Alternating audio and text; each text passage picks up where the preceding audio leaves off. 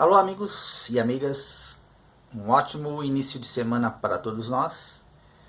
E nesta parte, mais uma parte do terceiro capítulo, a sexta parte do terceiro capítulo do livro Elvis e Cat. Cat vai nos contar da sua grande primeira DR com Elvis e ela começa a descobrir os dissabores da paixão. Também Cat nos conta sobre o prêmio JC que Elvis recebe no dia 16 de janeiro de 1971, oferecido pela Câmara Júnior de Comércio dos Estados Unidos pela honra de ser um dos 10 jovens mais notáveis da nação.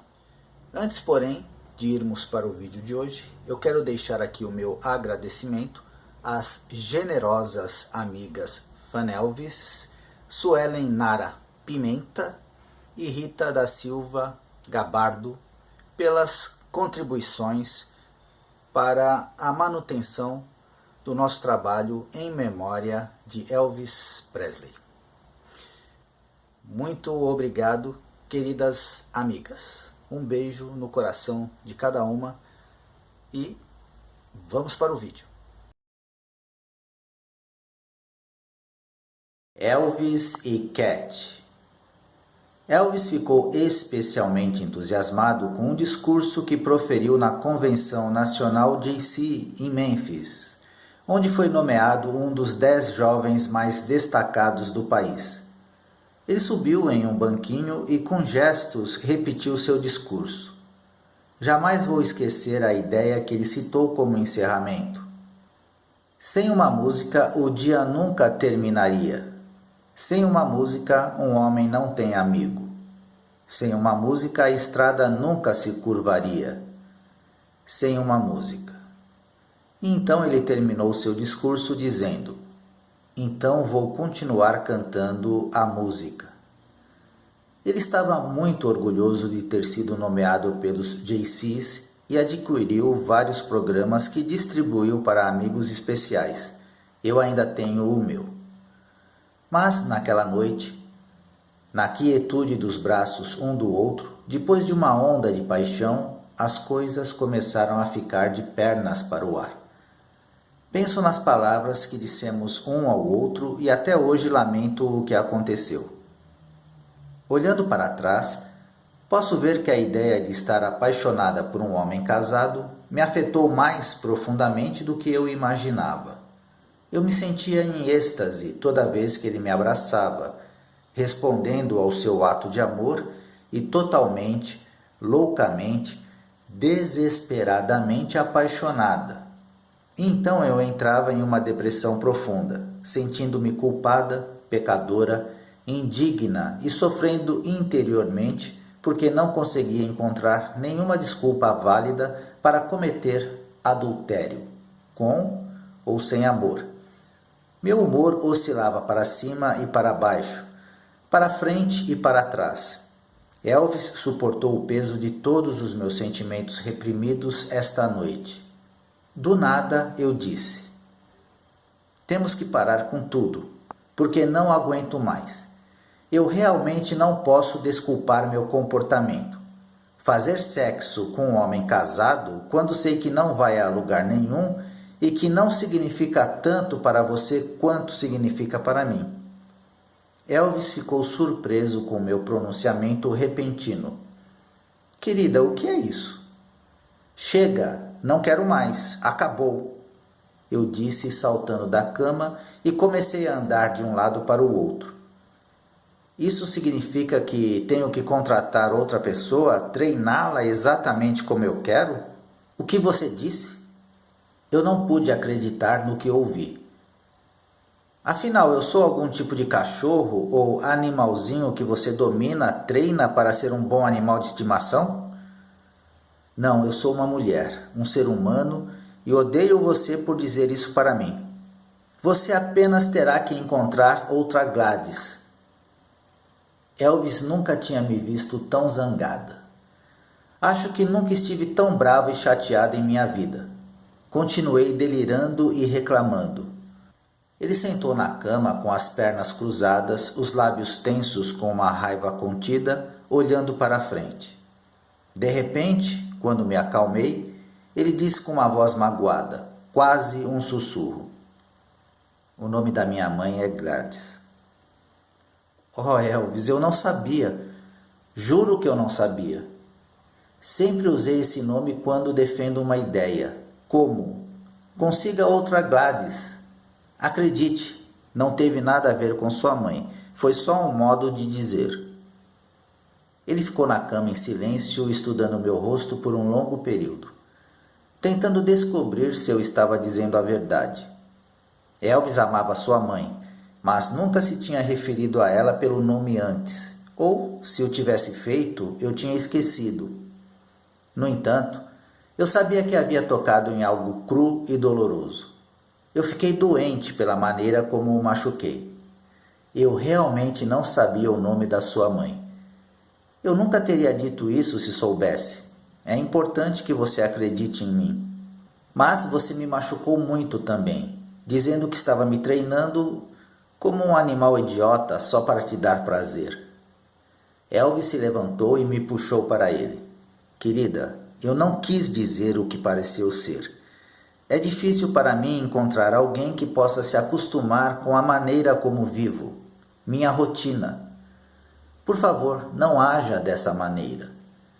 Depois de um longo tempo, fiquei oprimida e pedimos desculpas um ao outro repetidas vezes. Mas, depois dessa discussão, houve uma ligeira diferença na atitude de Elvis em relação a mim. Não consegui precisar exatamente, mas estava lá. Eu queria morder a minha língua por ser tão emocional. Afinal, entrei em nosso relacionamento com os olhos bem abertos. Elvis nunca escondeu nada de mim. Eu sabia que ele era casado. Ele me disse muitas vezes o que pensava sobre o casamento e até me disse várias vezes que não poderia ser fiel a uma só mulher. Então, o que havia de errado comigo? Por que eu não poderia simplesmente aceitá-lo do jeito que era, sem tentar mudá-lo? Porque ele não poderia ser mudado. Eu sabia disso. Por que a frustração? Mas, gostando ou não, nós dois cruzamos uma fronteira invisível, mas proibida, e entramos em uma terra que era estranha para mim. Superficialmente, tudo parecia igual. Elvis cantava, eu cantava. Conversávamos, ríamos, nadávamos e andávamos de buggy com a turma. Mas havia uma tensão que não existia antes. Nada que eu pudesse identificar, assim como sombras bruxuleantes na noite. Era como se nós dois estivéssemos de luto, mas não sabíamos quem havia morrido. Fiquei triste quando deixei Palm Springs no dia seguinte. Elvis fingiu que tudo estava igual, mas eu sabia que tínhamos entrado em algum terreno sagrado, que tinha me comportado impulsivamente e ele não gostou da minha atitude, especialmente porque ele foi honesto desde o início. Voltei ao trabalho me sentindo muito deprimida. Eu tinha mais 5 shows para fazer com Bob Dylan e precisava cancelar de alguma forma. Mas, então, Tom Diskin ligou e disse que íamos fazer uma turnê que começaria em Oakland, seguiria para Portland, Oregon, Seattle, São Francisco, um dia em Los Angeles, depois San Diego, terminando em Oklahoma City, e todos regressaríamos para casa no dia de ação de graças. Cancelei com Bob Dylan e saí em turnê com Elvis. Não foi uma coisa muito legal de fazer com meu contratante, mas quando você está apaixonada, você faz coisas muito imprudentes com pessoas legais. Por alguma razão, desta vez foi bom estar na estrada novamente. Eu adorava acordar em uma cidade diferente a cada dia e estava louca para voar. Neste voo, utilizamos o avião particular de Conrad Hilton, um G2 Jet, que parecia decolar mais como um foguete do que como um avião. E Elvis adorou. Ele continuou falando sobre o avião e como gostava de viajar a grandes velocidades. Estávamos sentados juntos na parte de trás do G2 e ainda consigo ver Elvis com sua capa preta, recostado no assento durante a decolagem, fazendo caretas como se sentisse o vento forte em seu rosto. Foi realmente cômico. Elvis estava de visual novo nesta viagem. Ele viajou com capa e bengala. Lembro da bengala porque era muito bonita.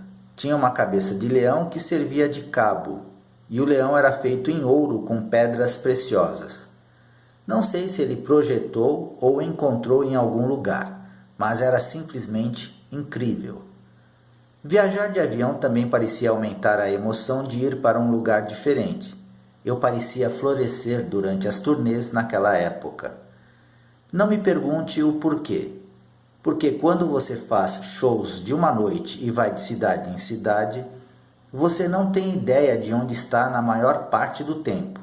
Auckland se parece com Portland e Portland se parece com Glendale. É tudo igual, mas diferente. O público de Elvis se comportava tão indisciplinado como sempre, e os gritos dos fãs eram igualmente estridentes. Mas, desta vez, não foi um choque tão grande. Talvez, pensei, eu esteja me acostumando a ser louca. Outra lembrança que me chamou a atenção no caminho para Portland foi quando nós dois vimos um arco-íris duplo. Elvis e eu demos as mãos e observamos aquelas cores brilhantes e sabíamos que apenas por testemunhar tal visão espetacular significava que estávamos destinados a ter boa sorte. Depois de Portland, fomos para Seattle e Elvis estava com um humor exuberante. Lembro dele se levantando do avião, chamando a atenção de todos. Ele tinha um papel em sua mão. Atenção, amigos! Minhas vendas de discos atingiram um total de 300 milhões de cópias. Os Beatles venderam 60 milhões de discos. Até o momento em que escrevo este livro, os discos de Elvis venderam mais de 2 bilhões de cópias. Ninguém jamais me alcançará agora. Todos nós vibramos com a notícia. Depois de Seattle, seguimos para a linda e romântica São Francisco. Essa viagem a São Francisco permanecerá sempre na minha memória como um estigma em carne viva queimando meu cérebro e meu coração. A viagem tinha sido divertida, romântica e nada previsível, porque trabalhar com Elvis trazia uma nova emoção todos os dias e a cada apresentação. Eu ficava com Elvis na suíte dele todas as noites, mas sempre tinha um quarto reservado para mim, o que era bom, porque sentia que sempre tinha um lugar para ficar sozinha, se assim desejasse. No entanto, era uma extravagância, porque eu raramente ou nunca usava o quarto. Estávamos no hotel e eu estava fascinada com a vista da cidade mais romântica do mundo e ansiosa para que o show acabasse logo, para eu poder ficar a sós com Elvis, fazer amor com ele e ficar com ele todos os dias e todas as noites. Foi a maior experiência da minha vida e eu queria falar com ele sobre o quanto isso significava para mim. Então, pouco antes do show, Elvis me puxou para ele e segurou meu rosto para que ele olhasse diretamente nos meus olhos. Está na hora, Minnie Mouse. Está na hora. Foi tudo o que ele disse. Mas foi o jeito que ele olhou para mim que me disse que era sério. Ora para quê? Eu não entendi o que ele quis dizer. É hora de você ir para o seu próprio quarto. Com isso ele me soltou e se virou afastando. Por quê? Por quê? Eu me ouvi dizendo, mas já não havia ninguém para me dar uma resposta. Final da parte 6 do capítulo 3. Bem, amigos, com vídeos, na medida do possível, diários, eu volto amanhã com mais Elvis e Cat. Elvis para sempre.